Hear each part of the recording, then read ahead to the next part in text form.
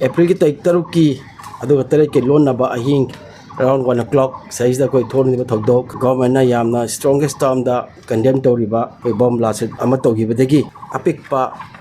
sa singa ani laikhidaba amani magi mama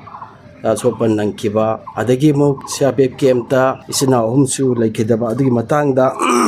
JC tong lobby incident hai na makun JC ma sema kanda makoina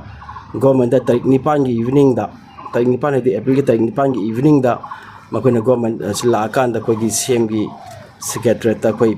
home minister di koi gi CM koi MLA sing khara yauraga makoina memorandum submit tawmi mom akoina toramba memorandum sem koina pali basi sort of demand si tare thanami hai batare sang tang hak myam khang jarake demand si gi ahan bada laisi manipur gi hojik wariba conflict asigi damak manipur da lariba koki militant singbu military crackdown togduna yamda manipur bu ingtapa ONBU haibasna ahanba makoi gi demani ani subada leisna manipur tampaki khunganga nagna thamliba center force singmaya da handonduna mathau tonbiu amadi khungang ngak senbagi daita set force ta lon gadabani haibaseman ahum subada leisna landamase leiriba praja singgi masa ngak chanabgi damak matam ga chanaba khulai sing haibadi sophisticated weapons miam da PU natraga lenga ka case fire ceasefire taunariba pambai group ki designated camp ama thangjing range ta thambiyo haibasemani adu mari subada leisna thawdok asiga mari leinana siriba amasung asokpa mioi singi daida kudimak government na pubaga loinana makhogi phangthokpa haksing athubada phangangadabani haibasemalai manga subada tonglaubi khungangbu ngagliba mathau ningthina tawdraba 8 battalion ge CRPF company Pigalmon area amadi second JKLI company tonglaubi maning area gi mathakta tamthiraba thoktok thon khibagi damak judicial inquiry tawdana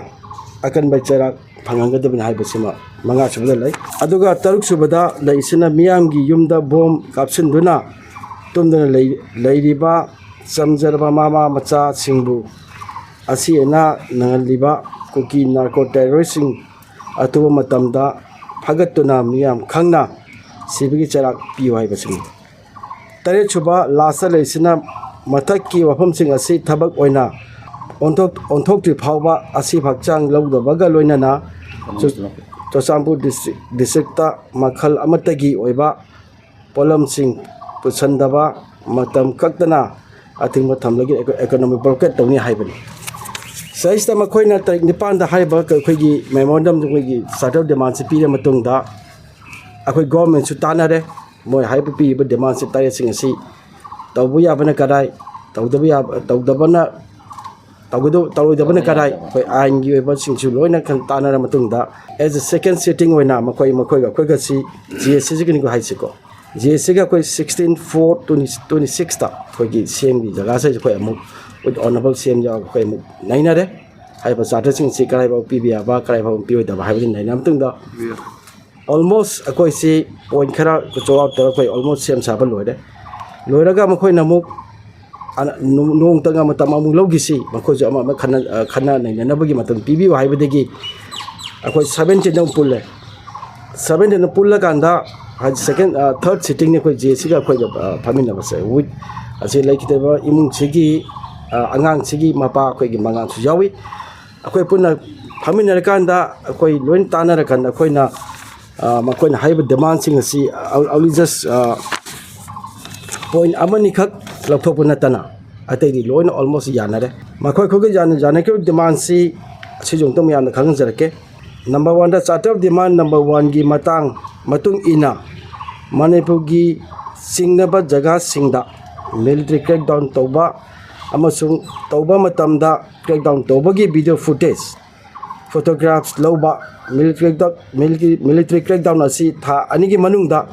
mapung phana toba haiba sema ahanba khoi yanai badi akoi moi ko yanai ani subada tronglaubi gi khunganga nakna leiba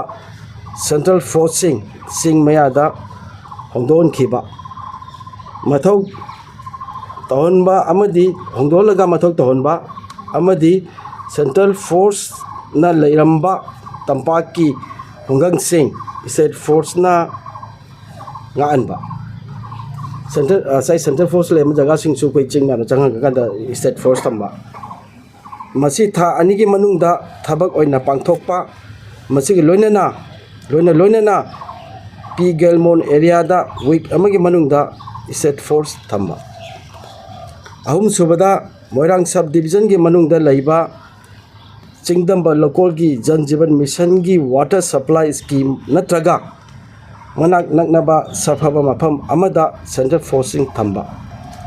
mari subada thodok asiga mari lainana siriba amadi asokpa mioi singi phangom thokpa haksing athubada government pithokpa manga subada thodok asigi mai lainana haiba casing si enada chinekibagi order copy dama khoi miam prada che sida khangan ba pi ba taruk subada yanaki wafam sing asi atho matamda thabak oina onthok to na praja miam da utpa tare subada laikhidraba singi hakchang mok dagi loba amasung makhogi mathom mangam pangthokpa nipan subada jesna kauriba ban blockade amadi shutdown lothokpa haina haibasi makoiga jesi phamina ga almost janare size the government side tegi jesi side tegi koi sahi tawna bigi che chang koi loina sembal kanda sahi tawna si na koina sahi koina soi tawna si signature pinara si janara si na haina taw matam da sai gi like the baisani sigi mai gi mapaw de ba koi mangal sina ai gi imungi magi loina bi mai moi bi maga tang tanar gi ge hair kanda masen lamlai chongtham du sai chakhibani sakakanda koina tanaro nangi family ga su adu haiba singa siri je siga family raga koi loina yanaraga soi da tongno da ngaire haina leira kanda ma chakhibani magi lamlai da magi leiba imung du da aduga je sing ma je phane koina halaktra matung da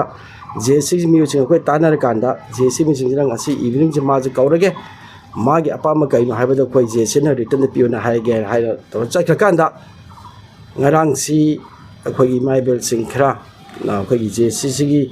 tori ba ko JC ko yana lei ba po sing mathak ta another 5 days ban kaugani another few started demand kha pi gi ko ken hai gi ningai sangdan na ba tor kanda 5 days de ban kauthok kaura ka nga sisi manipur da miam da nga si rain lai sini